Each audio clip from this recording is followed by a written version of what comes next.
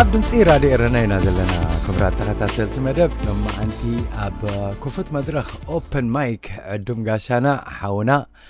ኣብርሃም ተስፋይ ካብ ቦሎኛ ቤላ ኢታልያ እዩ ምሳና ዘሎ ኣብርሃም ሓወይ ዕድመይ ኣኽቢርካ ሎማዓንቲ ኣብዚ ምሳና ድምፂ ራድዮ ኤረና ትርከብ ምኽኣልካ ስማዓኒ ተሓጓስን ዘለኒ ምስጋናን ብሽም ኩሎም ተኸታተልቲ ድምፂ ራድዮ ኤረና ናዳለውታን ወሰን የብሉን ግራzie mille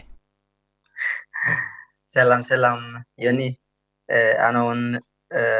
ኣብዚ መደብካ ስለዚ ዓደምካኒ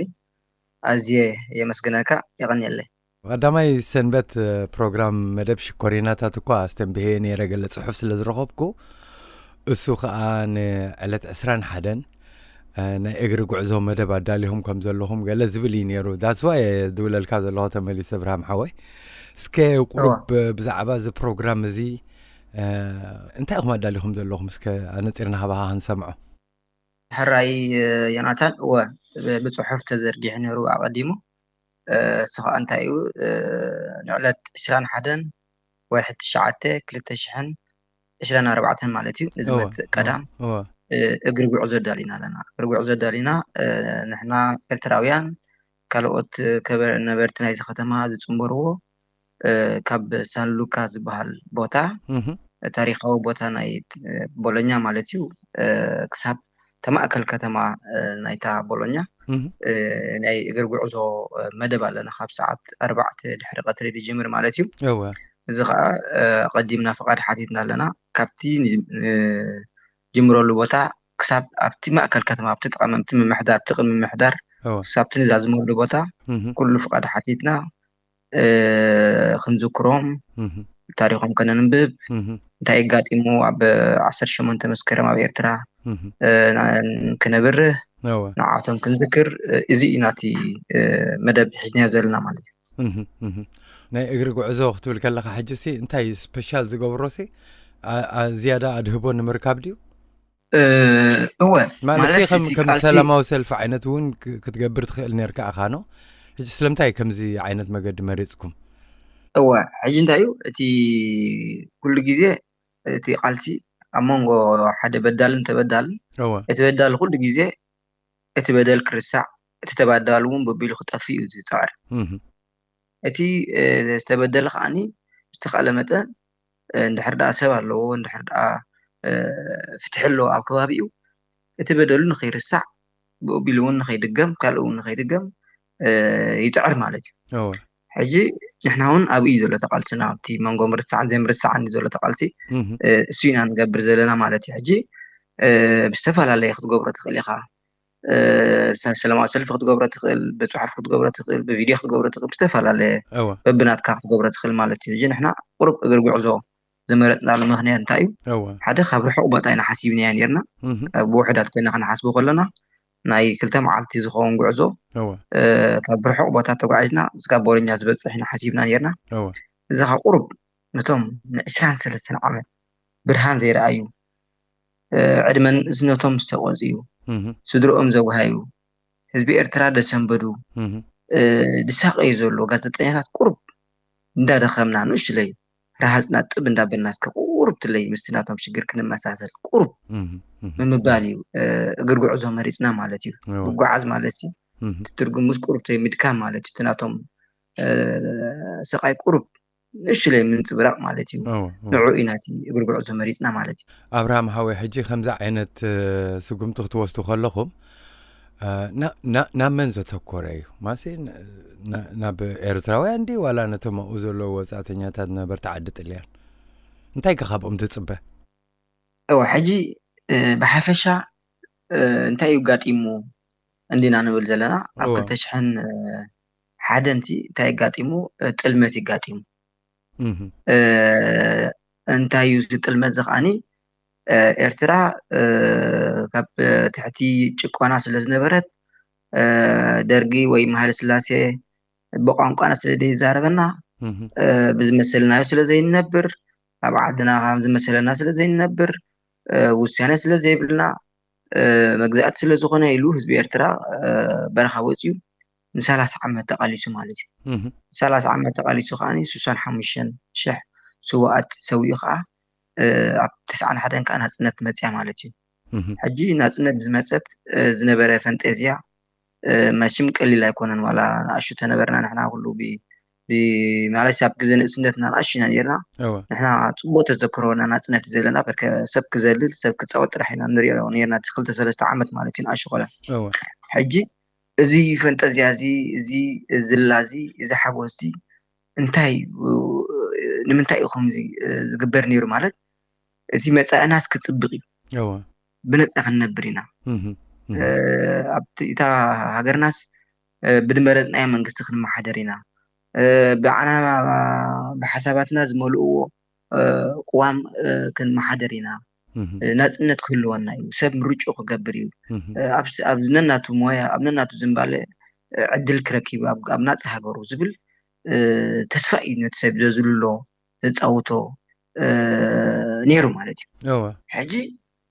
እዚ ኮይኑ ልክ ኣብ መብዛሕትአን ጋዜጠኛታት ሕጂ ጋዜጣ ንዛረበለን ዘለና ካብ 97 98 99 ዝተመስረታ እየን ማለት እዩ እዚኻ ካብቶም ውፍያት ኤርትራውያን ሓቦኛታት ምክንያቱ ታሪኮም ከንብቡ ከለኹ ሕጂቶም ጋዜጠኛታት ብጣዕሚ ብሉፃት ሰባት እዮም እቲ ኣብቲ ናቶም ታሪክ ክትረኽቦም ትብልጭኦም ማለት እዩ ሕጂ ኣቶም ከዓ ንህዝቢ ኤርትራ ልክ ከም ዓለሙ ነፃ ናይ ምፅሓፍ ናይ ምዝራብ መሰል ስለ ዘድልየሎም ኣላቂቦም ተለቂሖም ተመራቂሖም ተደጊፎም ተደጋጊፎም እዘን ጋዜጣታት እዚአን መስሪቶም ማለት እዚ ከዓ እንታይ እዩ ህዝቢ ኤርትራ ከምዕብል ሓበሬታ ብዝተፈላለየ ኣንጎሉ ክመፆ ክነቅሕ ፖለቲካዊ ንቕሓት ክህልዎ ታሪካዊ ንቕሓት ክህልዎ ኩሉ ክብ ክብልቲ ናቱ ደረጃ ንቕሓት እዞም ሰባት እዚኦም ብተወፋይነት እዘን ጋዜጣ እዚኦም ጀሚሮመን ማለት እዩ እቲ ህዝቢ ከዓ ቁሩብ ደስ ስለ ዝበሎ ስለ ዝፈትዎ ፅሑፋቱ እውን ይቐርበሉ ስለ ዝነበረ ንሱ ዝደልዮ ፅሑፋት እውን ብኣማቢል ወፅእ ስለ ዝነበረ ይገዝአን ነይሩ እተን ፅሑፋት ማለት እዩ ሕጂ ንሳቶም ብገርሆም ኣብ ፅቡቅ ጉዕዞ ከለዉ ሃንደበት ዘጋጠመ 2001 ገገዝኦም ከለዉ ብዘይ ሓሰብዎ ኣጋጣሚ ማለት እዩ ንጉህ ምድሪ ጥልመት ኣጋጢሙ ማለት እዩ ጥልመት ኣጋጢሙ ንግዚኡ ተዓፂና ኣለዋ ኢሎም ንህዝቢ ጠቢሮም ንዓቶም ከዓኒ ዘለኣለም ኣጥፊኦሞ ማለት እዩ ሕጂ እዚ እንታይ እዩ ንዘለኣለም ነቲ ህዝቢ ክፈርሕ ማለት እዩ ኣብቲ ኤርትራ ከምኣቶም ተባዕ ከምኣቶም ውፉይ ከምኣቶም ንህዝበይ ዝብል ከምኣቶም ህዝቢ ኤርትራ ሓበሬታ ክረክብ ኣለዎ ዝብል ኒሕ ዘለዎ ሰብ ንኸይርከብሲ ተን ጋዜጣታት ጥራሕ ዓፂዮም ከማንስኡ ከይብሉስ ንዓቶም ኣጥፊኦም ሕጂ እንታይ እዩ ጎዲሉ ፍትሒ ጎዲሉ ፍትሒ ኣብ ወዲሰብ ማለት ኣብ ልዕሊ ወዲሰብ ማለት ኣብ ልዕሊ ንጹህ ወዲሰብ ነዚ ዓለም ብዝመሰሎም ብማዕርነትን ክነብራ ዝቃለስ ሰብ ማለት እዩ ስለዚ ፍትሒ ስለ ዝጎደለ ብዓብዩ ነቲ ኤርትራዊ ማለት እዩ ፍትሒ ገዲልዎ ድሌቱ ከይዛረብ ድሌቱ ከይፅሕፍ ኣብ ገዛ ሃገሩ ተኸልኪሉ ሓደ መንግስቲ ሓደ ቁሩብ ጉጅለ ብዝበሎ ዝፀሓፉን ዘዳለዎን ፅሑፍን ኣውድዮን ጥራሕ ክሰምዕ ተፈሪዱ ማለት እዩ ስለዚ መሰረታዊ መሰሉ ሰብኣዊ መሰሉ ተነፊጉሎ ቀዳማይ ማለት እዩ ህዝብና ማለት ስለዚ ኣብ ህዝብና ደተኮረ እዩ ቀዳማይ ታርጌት ማለት እዩ ብድሕሪኡ ከዓኒ ንሕና ኣብ ከተማ ቦሎኛ ኢና ነብር ዘለና ከተማ ቦሎኛ ከዓ ፍትሓዊት ከተማ እያ እዛ ከተማ እዚኣ መለለያ እንታይ እዩ ንሰብኣዊ መሰል ተጠባቂት ከተማ ስለዚ ኣብዚ ዘሎ ህዝብን ኣብዚ ዘለዎ ጋዜጠኛታት እውን ኣብ ኤርትራ እንታይ ኣጋጠም ኣሎ ነቶም መሳርሕቶም ብዙሓት ጋዜጠኛታት ሕጂ ዓዲምና ኣለና ቅድሚ እዩ ጋዜጣዊ መግለፂ ክንገብር ኢና ጋዜጠኛታት ዓዲምና ማለት እዩ ሽዑ መዓልቲ ኣብቲ መዓልቲ እውን ጋዜጠኛታት ክንዕድም ኢና ንብምሎም እንፈልጦም ሰባት እውን ብኣውድዮ ብመሰጅ እናገበርና ኣብ ኤርትራ ከምዚ ዓመፅ ስለ ዘጋጠመ ዓመፅ ከዓ በይናኻ ኮንካ ከቢድ ስለ ዝኾነ ብሓባር ምሳና መፂኹም ነቲ ናይ ብሓቂ ዓመፅ እዩ ብዘይገድስ ኣበይ የጋጥም ሰባት እዮም ሰብ ክዓመፅ ከሎ ከዓ ኩላትካ ክትዋጋ ኣለዎ ትቃለሰሉ ማለት ስለዚ ናብ ኩሉ ዝጠመተ ናብ ኩሉ ደላይ ማይ ፍትሒ ማዕርነት ክነግስ ዝኣምን ሰብ ናብ ኩሉ ዘተኮረ እዩ ከም ዝብለካ ከዓ ዝያዳ ናብቶም ደቂ ዝዓዲ ዘተኮረ እዩ ብኡ ምክንያት ከዓ ብዝተፈላለየ መጠን ዝሰምዑሉ ኣገባባት ንፅዕር ኣለና ማለት እዩ إذاعة إيرينا صوت مستقل لإريتريا. أب دمسي راديو رناينا زلنا كبرات تخطاتلت مدب لما أنتي أب كفوت مدرخ أوبن مايك عدوم قاشانا أبراهام تسفاي تتبع سبعة مسالات كاب بولونيا بيلا إيطاليا إمسانا زلو أبراهام عوي إزي تقبروا زلوكم بتاع مزناد نديو كم سبون أنا بحكي إزدقفو انت عينت قبر ملسخت رك ماسي انت حسيب كايو تي إرتراوي زي فلت خوينو يسمع عن تاريخايو نابنت مش دو اوشت زولوس حرايد حم فريح انت الى خزاره بلنا نبلو اذا ما بدغ زولو ግን ز كله نافولطو زن ጋዜጣታት ከም ዝነበራ ኣብ ኤርትራ ዘይፈልጥ የለን ነው ክንዲዛ ዓመታት ጠፊኦም ብዘይ ፍርዲ ብዘይ ወላ ሓንቲ ወኸሎ ብሲ ሓንቲ መዓልቲ ኣበለው ኢሉ ዝዛረበሎም ብዙሕ ሰብ ኣይረኣናን ውሕዳት እዮም ካብ ምንታይ ዝተልዓልልካ ትሓስብ ምናልባት ቅድሚኣታ ግብረ መልሲ ካብቶም ኤሮጳውያን ከዝመፀኩም ምክንያቱ መጀመርያ ኣይኮነን ከም ዝትገብሮ ዘለኻ ነው እንታይ ይብሉ እንታይ ሓስቡ ባና هو حج እንታይ ማለት ኣብ ኣይኮነን ከም በዓል ኣብ ኤርትራ ማለት ኣዝያ ፍልጥ ዘይኮነት ዓዲ ብዙሕውን ማለት እንታይ ዝበሃል ማለት ናይ ነዳዲ ይኹን ናይ ካልእ ብዙሕ ምሻለካ እዘን ዓለም ዝስሕብ ኣገዳስነት የብላን ኣብዚ ግዜ እዚ ማለት ነው ከምተን ኣዝየን ዝጥመት ሃገራት ኣይኮናን ስለዚ ውሕድ ኣጋጣሚ እዩ ዘሎ ኤርትራ ኣብ መድረኽ ዓለም ትዝከረሉ ማለት እዩ ስለዚ ብኸምኡ መሰረት ኣብ ኤርትራ ዘጋጥም በደል ብዙሕ ማሕበረሰብ ዓለም ወይ ድማ ህዝቢ ብፍላይ ህዝቢ ዓለም ይፈልጦ እዩ ኢልካ ክትዛረብ ኣፀጋሚ ሕጂ እኳ ብፍላይ ኣብ ኤሮጳ ይሓይሽ ምክንያቱ ዳርጋ ብምለን ኤሮጳ ብሓታት ዕቑባ ኤርትራዊ ስለ ዘዕለቕለቓ ስለዚ ቁርብ ብዛዕባ ኤርትራዊ ንክፈልጡ ቁርብ ሕጂ ሓጊዞም ብሓፈሻ ግን ከም ዝረኣኻዮ ቱሪስት ዝኣተው ዓዲ ኢንተርኔት ዘይብላ ዓዲ ካብቲ ዓዲ ዝኾነ ነፃ ኮይኑ ሰብ ዘቃልሓሉ ዝኾነ ክትቃልሓሉ ዘይትኽእል መድረኽ ዘለዎ ዓዲ ስለ ዝኾነት ካብ ኤርትራ ዕፁብ እዩ ማለት እዩ ሰሞን ፈሊጦም እዮም ዕፁብ ገይሮም ነው ኣብ ኤርትራ ሲ ወፍሪ ዝገብር የለን ጋዜጠኛ መፅኡ ዝስንድ የለን ንባዕሉ በፀሓይ የለን ንዕፁብ ተዓድያ ስለዚ ሓበሬታ ንሞት ኣፀጋሚ እዩ ስለዚ ይፈልጥዎ ድዮም እንተይልና ብዛዕባ ኤርትራ ውሕድ እዩ ዝፈልጥ ስለዚ ብዛዕባ ኤርትራ እንተዘይፈልጥዮም ብዛዕባ ኤርትራ ዘጋጥም ዘሎ ዓመፅ ንክፈልጡ እውን ኣፀጋሚ ስለዚ ኣነ ውሕድ ኣፍልጦ እዩ ዘሎ ብዛዕባ ኤርትራ ዘጋጥም ዘሎ ዓመፅ እዩ ብፍላይ ኣብ ህዝቢ ማለት እዩ እዚ ከዓ ናትና ሕምቀት እዩ ኣብ ዓለምቲ ብዙሓት ህዛብ ዝተበደሉ ኣለዉ ገሊኦም በደሎም ዝተሰማዓሎም ካሕሳ ዝርከብሉ ገሊኦም ከዓ ዝያዳ ተበዲሎም ከዓ ዘይተሰምዐ በደሎም ኣለዉ ሕጂ እዚ ሕምቀት ናይቲ ዝተረፈ ሓዎም ወይ ድማ ሕምቀት ናይቲ ዝተረፈ ጎኖም እዩ ማለት ነው ሕጂ ብዙሓት ህዛብ ጀኖሳይድ ዘጋጠሞም ኣሎ እስራኤላውያን ኣጋጢሞም እዞም ኣይሁድ ማለት እዩ ካልኦት በዓል ኣርሜንያ ገለምታት እውን ኣጋጢሞም ሕጂ ናይ እስራኤላውያን ንፋዕ ስለ ዝኾኑ ሰኒዶም ሰናኒዶም ናብ ዓለም ኣብፂሖሞም ማለት እዩ ናቶም በደል ኣፍልጦም ረኺቡ ማለት ከም ዝብለካ ዘለኹ እዞም ኣርሜንያን ገለ ካልኦት ከዓኒ ከምኣቶም ስለ ዘይኮኑ ተበዲሎም ግን በደሎም ኣብ ዓለም ክሳብ ክንዱ ኣፍልጦ ኣይረኸበን ማለት ሕጂ እዞም ናትና ጋዜጠኛታት ወይ ድማ ኣብ ኤርትራ ተሪፉ ዘሎ ብፀልማት ዘሎ ዝዕመት ዘሎ ህዝቢ ከዓኒ እንድሕር ኣብ ማሕበረሰብ ዓለም ክበፅሕ ፍታሕ ክረክብ ኣይከኣለን እዞም ኤርትራውያን ጎኖም ኣይነፋዕናን ማለት እዩ ኣይንሰርሕና ኣላ ማለት ስለዚ ብዓቕምና እንታይ ንግበር እዩ ዝብል ትሕቶ እንታይ ንግበር በቲ ዓቕምና በቃ ክዝከሩ ከይርስዑ ንዖም ክንፅዕረሎም ብዓብዪ ምክንያቱ እስር ቤት ፈቲና ኢና ኣነስ ሊብያ እስር ቤት ፈቲነ ክሳብ ክንደይ ከቢድ ምዃኑ እስር ቤት ዝበለና ሓንቲ መዓልቲ ከቢድ ምዃኑ ፈቲና ኢና እዞም 23 ዓመት ኣብ ፀልማት ዘለዎ ሰባት ኢና ንዛረብ ኣብቲ ናቶም ሂወት ኣትያ ክትሪኦ ከለካ ክሳብ ክንደይ ከቢድ ክሳብ ክንደይ ኤቭሪ ሰከንድ ነፍሲ ወከፍ መዓልቲ እዚኦም ሰባት እዚኦም ረህዋ ፅበይሉ ፍታሕ ፅበይሉ ካበዮም ክትፅበዩ ካብቲ ኣብ ደገ ዘሎ ሰብ ማለት ምክንያቱ ጋዜጠኛታት ኮይኖም ድሕር ጋዜጦም ይገዛእሎም ነይሩ ጠሊሞም እዩ ማለት ሰብ ስለዚ ክንጠልሞም የብልናን ስለዚ እንታይ እዩ ሓይ ኩሉ ሰብ ይኾነ ናቱ እጃሙ ክገብር ዘሎ ማለት እዩ ንስኦም ዝነበረ ብፃዮም ጋዜጠኛ እጃሙ ክገብር እንቶም ዝገብሩ ዘለዉ እንዳመስገና ማለት እዩ መራሒ ሃይማኖት እጃሙ ክገብር ስፖርተኛ እጃሙ ክገብር ስነ ጥበባዊ እጃሙ ክገብር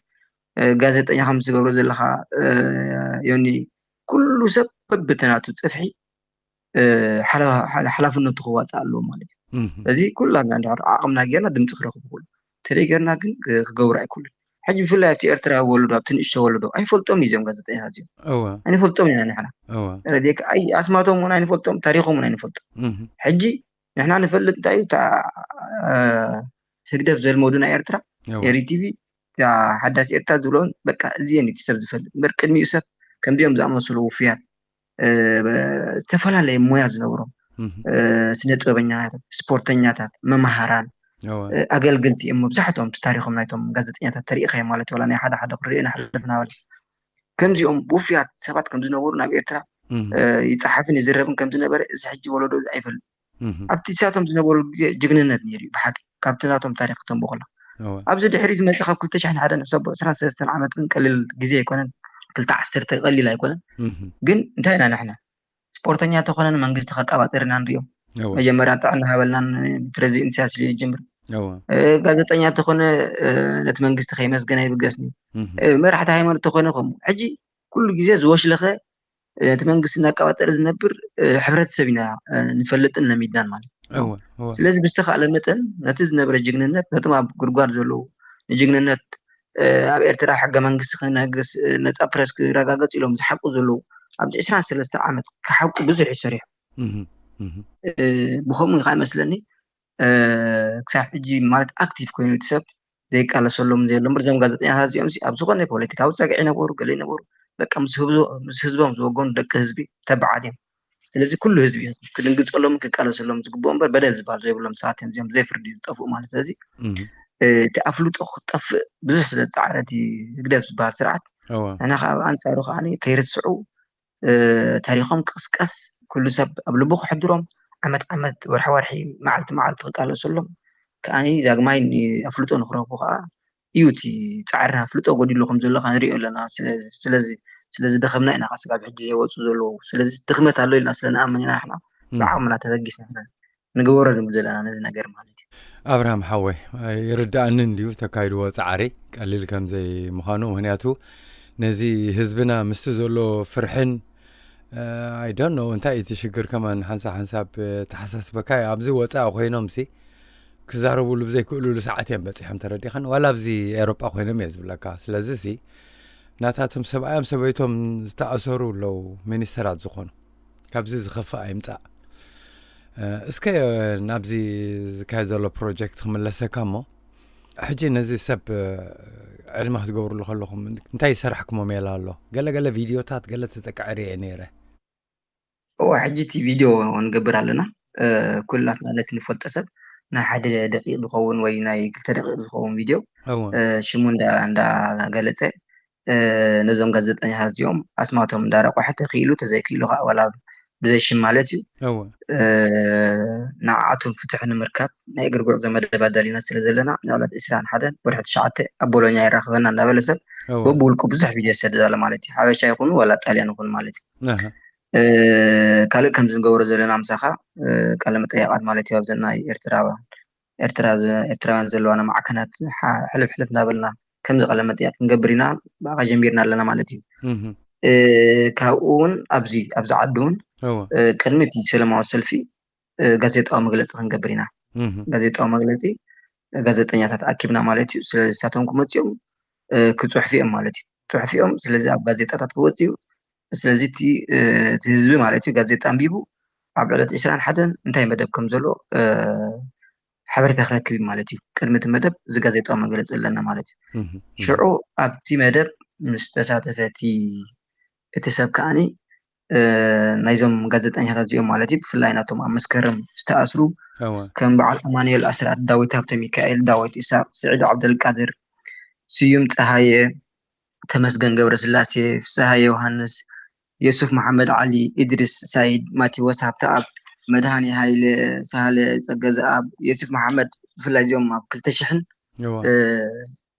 هذا اب كل تشحن حدا تاسرو مبزحته ما مسكرمنا بتقمت تاسرو مالتي نبر 23 عمتهم ስለዝኾነ ናይዚኦም بانجليش بطاليان بتግርኛ بملو تاريخهم ترجمنا ያለና ማለት እዩ ኦኬ ተርጉምና ኣብ ነፍስ ወከፍ ጥጦ ዝብልናሉ እግሪ ጉዕዞ ስለዝኾነ ኣብ ነፍስ ወከፍ ጥጦ ዝብልናሉ መድረኽ ታሪኾም ብክልቲኡ ቋንቋ ክንበብ ማለት እዩ ታሪኾም እናንበብና ስጋብ እቲ ከተማ ክንበፅሕና ኣብቲ ከተማ ሕጂ ዓብ ምርኻብ ይኸውን ማለት እዩ ኣብቲ ከተማ እውን ናይዚ ከተማ ፍሉጣት ሰባት ማለት ኣብ ቃልሲ ተራ ዘለዎም ህዝቢ እውን ኣብ ልዕሊኦም ኣኽብሮ ዘለዎ ሰባት ጋዜጠኛታት ንሳቶምን ናቶም ቃል መስምዑልና ማለት እዩ ስለዚ ብከምዚ ናበልና ኢና እቲ መደብና ናብቲ ህዝቢ ክሰርጥ ብፍላይ ድሓን የፅናሓና ካብ ዝቐፂልና ኣብ ዝመፅእ ወርሒ እውን ክንቅፅሎ ኢና ከምኡ ዓይነት መደብ እውን ኣለና ወርሒ ክልተ ተመሳሳሊ ናይ ነፃ ፕረስ ይኹን ናይ ዞም እስራት ኤርትራውያን ኣብ ዝሎ ሓደ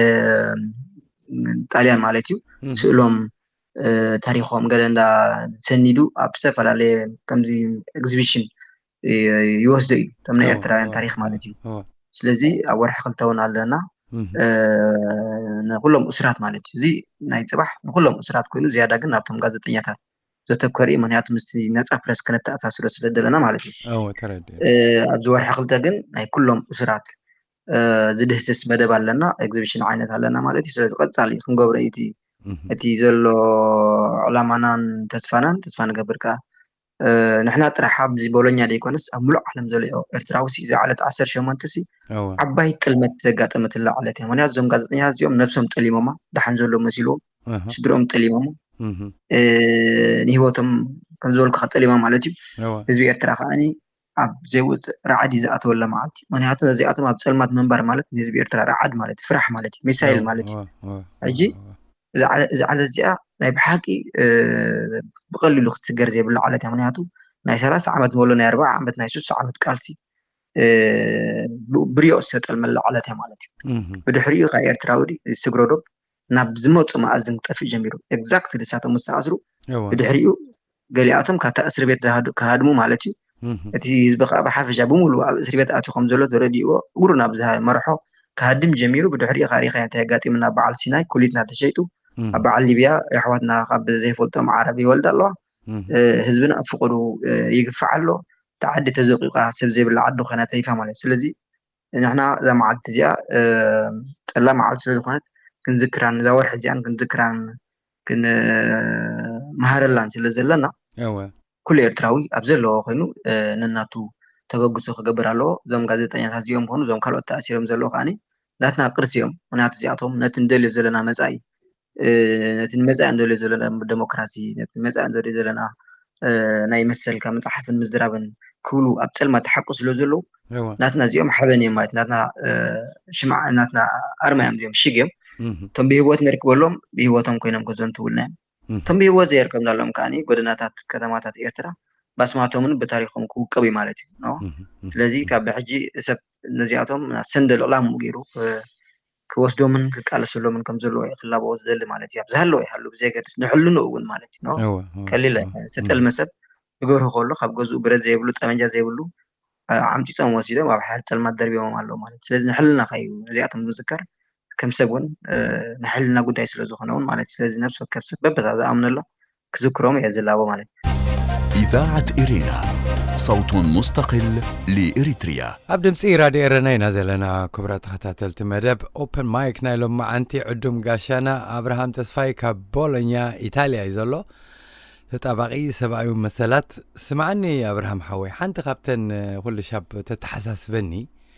ኩሉ ሻብ ዕለት ክመፅእ ከሎ ጥራሕኻ ትዝክር ንኣብነት መዓልቲ ስዋኣት ክበሃል ከሎ ብታ ዕለት ኩልኻ ስዋኣትካ ትዝክር ንፅባሒታ ምስ ኮነት ካላስ ዝዝክሮ የብሉን ከምኡ ከዓ እዚ መስከረም ክመፅእ ከሎ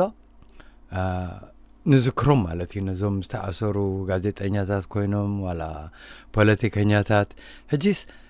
ኩሉ ሻብ ደይኮናን በዚኦም ኦይ ክንብል ዘለና ሳናባኽ መፀካ ደልየ እወ ኩሉ ሻብ ኦይ ክንብል ዘለና ኩሉ ግዜ እዩ ምክንያቱ ኣብ ፀልማት እዚኦም ኩሉ ግዜ ኣብ ፀልማት ዘሎ ኩሉ ግዜኦም ብርሃን ዓለም خليهم زلوا كل جزء بمسكت ون برهان زيري مالتي. أجي كل جزء نزار بقولهم نحن كوينا بر أبو ما ديمكو نجو خطسو مشات كدكسو ما جخوالعو ما يكسوتي كي أمنو عم بذكرو. كل جزء عم بذكرو. كل جزء نذكرهم قبلنا. ودي سبكم كم يسمعت هذا نايسوات وهلا بالكي أختن كاسوسو. هم خينو همزي عمت بعلت قبره وعمت مالتي نو. وي ناتكا ملاك دي هتذكر ناتكا قال كم مالتي نو حجي عمت ملوجن سنة تقبر لك نو برحنت عمل حنت مع عبد ذكر سلاز جبر أو جله راح أقول ما تاكل جن كل جزء خنذكر إذا لنا كوين جن كم بالك خاتم أوروبا كل جزء مذكرهم يوم أتوقع جن كل جزء سمعت هذا سلاز زين كسرات زر تاس كم شات بتي مع تخون قبل كله زيادة غيب كحيل خاتم جسم كل جزء خنذكرهم يسقط سودا مالت جيتي في علامة مالتي بحافشة جيت على ساي مالتكو سقابتي نحن نقال سالنا نقول لنا سلازي سقاب ديمقراطي دي تراغاغص كساب فتح زي ما كساب حدا اسورون زي ترفناكو تقالسنا قصالي مالتي سيت علامة مالتي كل جزء سقابت علامة تهرم كقصال ولا خنخيس كالله مالتي زيتي نفكاس تاع زبال مترار الله معالتا تقرب كل جزء خنذكرهم يسقبا ناتي تي قنع مالتي ترديك أبراهام هاوي حجز كدقيمنا نزم كلهم زكاتاتلو نازلو سبيشالي أب عدت إليانن ورباب تعدت إليانن زلو هاجرات أوروبا تمل أختي نعلت أسران حدن تدالي زلو أنا تيركا ساعاتاتو بوتاتاتو حترا بالكان دقنا حدق ملنا معالتي زمت قدام مالتي لت 20 حدن ورحت شعته كلتا شحن 20 4 نقبروا البوتا كتما بولونيا ايو مبقسي سان لوكاس بال بريخ بوتا بتخسيان الله تاريخه بوتا ايو كاو جميرنا مرخبا ناس او خوين ساعه 4 مالتي دحر قتري مودع مزازي من خاني مشيت اب تماكل كتما مالتي سلازي نخل سب ابتي سان لوكا خركب اب ساعه 4 يتوعو سب اوتوبس ديخمت بماكينه ديخمت مستفلا لماتيو أمم لاسكون كلات كاب رخاء مالتي ويدما تي ذيك على خاني نايمشت أب كتما بتي بياسا نتون ويدما بياسا ماجورة زبالة بتوش تختما أو خد سنبرنا مالتي أب قاليان نزول حزب مالتي أب قال علم نزول لقن لنا تتوقع سواسيلو لك أخذ ذكرهم أزي أمسي نولا تبتا معالتهم كوا قربسي كنذكرهم تري كينو هقدف لا ترسيعنا لدا ديسو يتعردل كم زي تولدو كم زي نبرو كخونو كايو دي تناتو تعار مال سبسي ولدي يموتي تي زخف اجن مرسعي سلازي كرسعنا نسعر زلو كرسعم كاي ولا ترسعني هم تسعرنا لنا ما يجي تناي بحقي كعمد زلو اكل يعوتها لما نو تي سلازي زي نحنا علمانا نفتحي زي كان نفتحي لما بورغار زلو نزياتهم ترسعنا علمانا ونرسع لنا مال سلازي اب كل مالتي نذكرهم كنكلالن نصحات تقالس يوم زم حجي نقالس نانا بزلنا قدمينا جمهورنا تقالس واغا زخبل السوات نجات مالت ابراهام حوي زتولا زلخا مساخا لخو كل شاب كنذكرهم يزلنا انا منالبات ابراهام حوي انا تنكفلت انزل بزعبا ز بروجكت نعلت اسران حدن تدالي زلو زين نيرن مو قال خبحلالو تبلو تمحلال فوت دالي ملأخت نحرال له خينو تا مايكروفون حسابنا بها قدفة قديم من البات بشم كلهم تخاتلتي دمصي رادي رنان ادالو تانكا يمسكنك كل شابا غوني توصعو كينكا سلتقالس يغني لي ينحوي نعخا مسدرا بيتكا دمولو تخاتلي خان روحس كني تاود امت يبل مالتيو مزازمي قصيله ابنا نحدنا فقري حليوت يهلونا مر ابنا نحدنا بسدت كوينا باسن قچتن ون نوغد كبل دلي نتبديلو زلو انت اسير زلو انت عميص زلو كل غيزه نذكر مالتي ونياتو لحرا زجت عميص زلو سب عقب زيلنالو عمص قديفنا نخيدالنا نتمص ولد مالتي نمص ولد خمن ولادنا مالتي مش حواتنا مالتي ስለዚህ كل ጊዜ نوصع كن قالسن نوصع عقب كنبلن كاني بዛ አጋጣሚ ክላባው ይደል ማለትዩ ኣብቲ መደብና ኸም ሰና ከባቢና ዘለኹም ኩላትኩም ጽምቦርና ኣብ ካል ዓለም ዘለኹም ካብ ተማሳለ መደብ ክትሕልፎ ሰሙን ኣለናሞ ኣብዛ ሰሙን እዚኣ ተሻባሸቡ ነዛ ዓለት እዚኣ ገለ ነገር ነው ባርክ ብልደል ማለትዩ ያቀነለ ያኒ ስለ ዕድሜ ኻን ስለ ተገብረ ዘለኻ ህዝባዊ አገልግሎት ማለት